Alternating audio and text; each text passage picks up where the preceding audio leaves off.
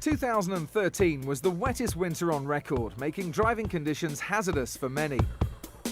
In wet weather, it's essential that your tyres have enough tread depth to remove water from the road surface so it can grip the road and stay in control. Typically, a car fitted with good tyres can clear enough water from the road to fill a bucket in 7 seconds. Without adequate tread depth, you face an increased risk of your car aquaplaning, which means you could lose complete control of the vehicle.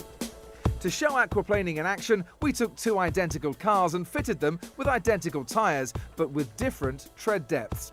The car on the left has brand new tyres with a deep tread depth, while the car on the right is fitted with tyres with a much lower tread depth of 1.6 millimeters, which is currently the legal minimum tread depth. Our test track has been flooded to replicate how a normal road could look after a heavy downpour. Let's see how the cars and their tyres cope with the hazardous conditions.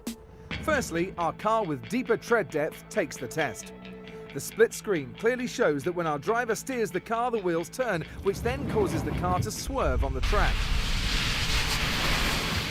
Now it's the turn of our car with low tread depth to take the test. Here, the split screen shows that despite the driver steering the car and the wheels clearly turning, the car doesn't swerve on the track. Let's have another look at the car's movement on the track in a closer comparison. The car on the left has deeper tread depth and displays clear control when steered, while the car on the right has low tread depth and doesn't swerve when steered. This is because the car with low tread depth is aquaplaning. So why does this happen? This graphic demonstrates what happens when a tyre with insufficient tread depth comes into contact with too much water on the road.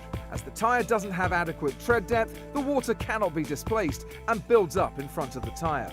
The tyre then lifts from the road on top of the water with no direct contact with the road. The driver no longer has control of the car, which is an extremely hazardous situation.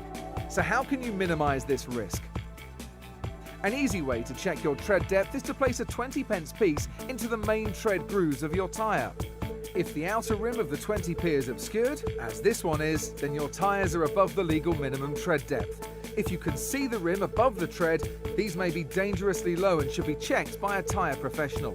When buying new tyres, you can also compare their wet grip performance by looking at the rating on its label. Please visit the website for more information.